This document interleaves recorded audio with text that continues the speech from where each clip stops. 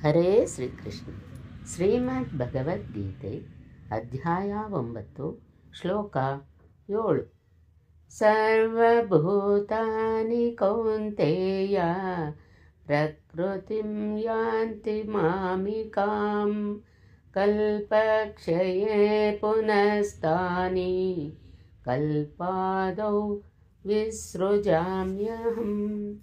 ಈ ಶ್ಲೋಕದ ಭಾವಾರ್ಥ: ಅರ್ಜುನ, ಪ್ರಳಯ ಕಾಲದಲ್ಲಿ ಸಮಸ್ತ ಭೂತಗಳು ನನ್ನ ಪ್ರಕೃತಿಯಲ್ಲಿ ಲಯಿಸುತ್ತವೆ.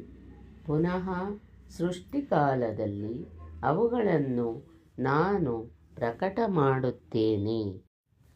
ಕಲ್ಪವು ಕೊನೆಗೊಳ್ಳುವಾಗ ಸಮಸ್ತ ಭೂತಗಳು ನನ್ನ ಪ್ರಕೃತಿ ಅಂದರೆ ನನ್ನ ಸ್ವಭಾವವನ್ನು ಪಡೆಯುವವು ಮತ್ತು ಕಲ್ಪಾದಿಯಲ್ಲಿ ನಾನು ಅವುಗಳನ್ನು ಮತ್ತೆ ಮತ್ತೆ ವಿಸೃಜಾಮಿ ಎಂದರೆ ವಿಶೇಷ ರೂಪದಲ್ಲಿ ಹುಟ್ಟಿಸುವೆನು. ಅವು ಮೊದಲಿನಿಂದಲೂ ಇದ್ದವು, ಆದರೆ ವಿಕೃತಾವಸ್ಥೆಯಲ್ಲಿದ್ದವು. ಅವುಗಳನ್ನೇ ರಚಿಸುವೆ, ಸೊಗಸುಗೊಳಿಸುವೆ. ಮೂರ್ಛಾವಸ್ಥೆಯಲ್ಲಿರುವವರನ್ನು ಜಾಗೃತಗೊಳಿಸುವೆ. ಕಲ್ಪಕ್ಕಾಗಿ ಅವರನ್ನು ಪ್ರೇರಿಸುವೆ.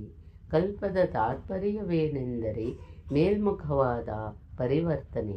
ಆಸುರಿ ಸಂಪತ್ತಿನಿಂದ ಹೊರಬಂದು ಮನುಷ್ಯನು ದೈವೀ ಸಂಪದದ ಕಡೆಗೆ ಸರಿಯುತ್ತಾ ಅದರಲ್ಲಿ ಪ್ರವೇಶಿಸುವುದೇ ಕಲ್ಪದ ಆರಂಭ. ತನ್ನ ಕರ್ಮವನ್ನು ಪೂರ್ಣಗೊಳಿಸಿ ಕಲ್ಪವು ವಿಲಯವೈದುವುದು.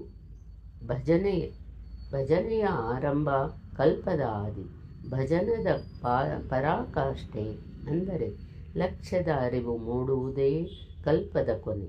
ಆ ಪ್ರತ್ಯೇಕಾತ್ಮನು ಯೋಗಿಗಳಿಗೆ ಕಾರಣಭೂತವಾಗಿ ರಾಗದ್ವೇಷಾದಿಗಳಿಂದ ಬಿಡುಗಡೆ ಹೊಂದಿ ತನ್ನ ಶಾಶ್ವತ ಸ್ವರೂಪದಲ್ಲಿ ಸ್ಥಿರವಾಗಿ ನೆಲೆಯೂರುವುದನ್ನೇ ಶ್ರೀಕೃಷ್ಣನು ನನ್ನ ಪ್ರಕೃತಿಯನ್ನು ಪಡೆಯುವನು ಎಂದೆನ್ನುವನು.